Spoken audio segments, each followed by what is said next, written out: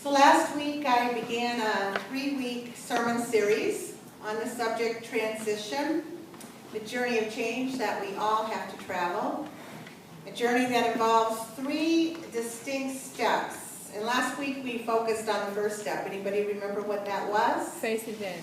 Yes, facing the ending. Every transition begins with an ending of what once was, a letting go of a releasing of how it used to be. And I introduced you last week why I wanted to talk about the subject of transition. Primarily because as a church, we are facing an ending. We are going through a time of transition with the start of the new Spanish ministry happening in September. And I talked a little bit about why that's not just a new beginning. Because we do need to let go and we do need to release what was. You know, even as I sit up here this morning, I do have, there's some melancholy as I look out at all our Spanish-speaking congregants and think of the fact that they won't be in the 10 a.m. English service as often. I'm grieving, and I'm releasing and letting go and feeling at the same time excitement and enthusiasm for what's to begin. So that's why I wanted to talk about it, because we have this way sometimes in our culture of just focusing on the beginnings and not acknowledging the endings that we experience in our lives, right? And certainly not paying any attention to the subject of today, the second part, the second distinct step of transition, which is what? It's the title. Entering the void. Entering the void. What is that all about?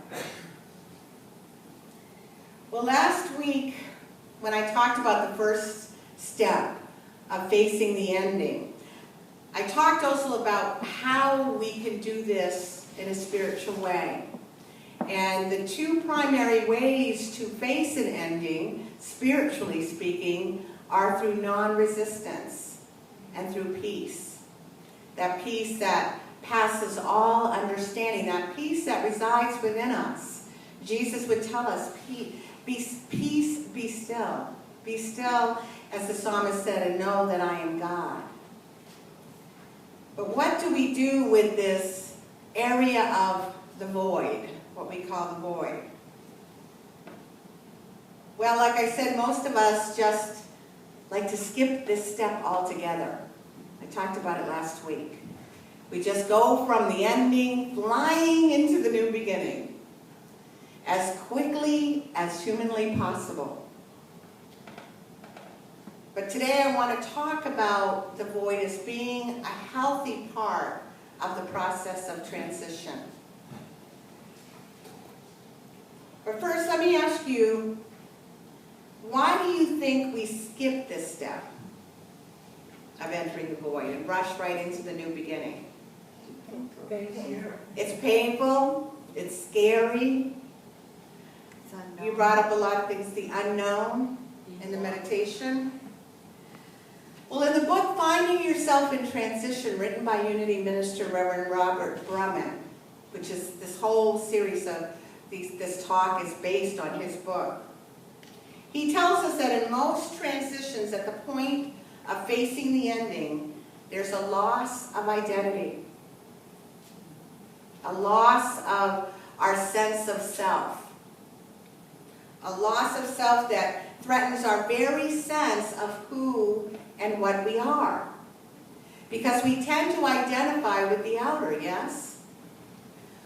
What would you think if I suggested to you, you are most you, most true to who and what you really are in the void? That is when we are most expressing our spiritual selves. When we don't have what's out here defining us.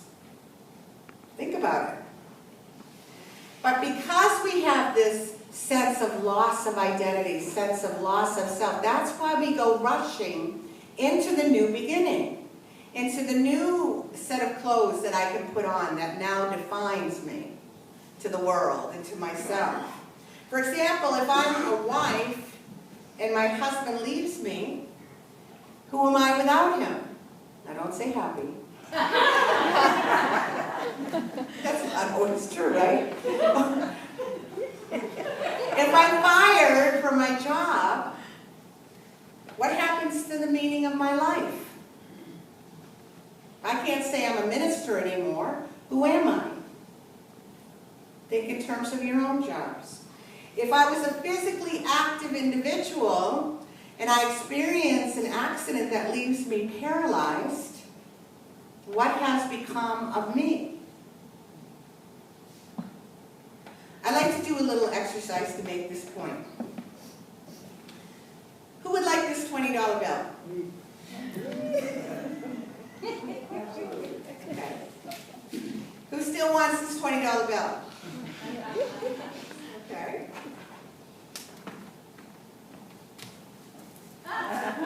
Who still wants the $20 bill? Everybody. Okay, Lois's hand up went up first each and every time.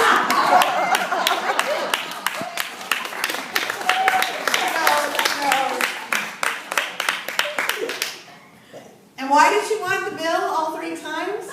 Because regardless of what I did to it, right, it didn't decrease in value. Many times in our lives, aren't we dropped and stamped upon and crumbled and ground into the dirt by the losses, by the endings in our lives? We feel worthless. We don't know who we are anymore. But no matter what has happened, no matter what will happen, we never lose our intrinsic value. Do you believe that? You are as valuable regardless of what's happening in the outer circumstances of your life, from the day you're born to the day you make your transition. But do we believe that? Or do we believe the labels that we put on ourselves? I'm this, I'm that, I have my doctorate, I'm a minister, I'm this, is that what gives us our intrinsic value? What do you think? Yeah. But yet, we rush into the new beginning so that we will have a sense of value, a sense of self, a sense of identity. How many of you have heard of the rebound? People who rush into a new relationship, even before the ink on the divorce decree is dry. Or how about people who relocate soon after an ending in their life because they want to have a new home, a new town, a new job, a new start, a new beginning? One of the things that you learn if you work in social services with people, if you work with the psychology of people, is to advise them never to make a change when they're going through an ending in their life. But that is the time that most people are rushing into the new beginning. There is a time that you need for that gestation period, which I'm going to be talking about with the void.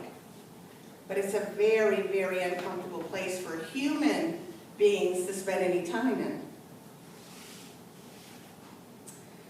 But Jesus said, whoever loses his life for my sake will find it. Whoever loses his life, think about what we define life as human beings, for my sake will find it. What's he talking about?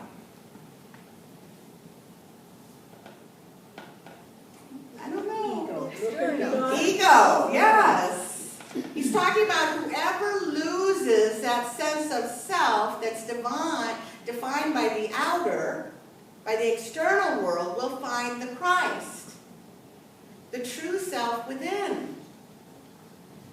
Within that kingdom of God that we talk about. The kingdom of God isn't a place, folks. It's a state of consciousness that you reside in. But we're so busy doing, we're so busy being our identities, that the ways that we define ourselves, that we don't have much time to visit that. Maybe you set aside an hour a day to meditate, to maybe be in that state.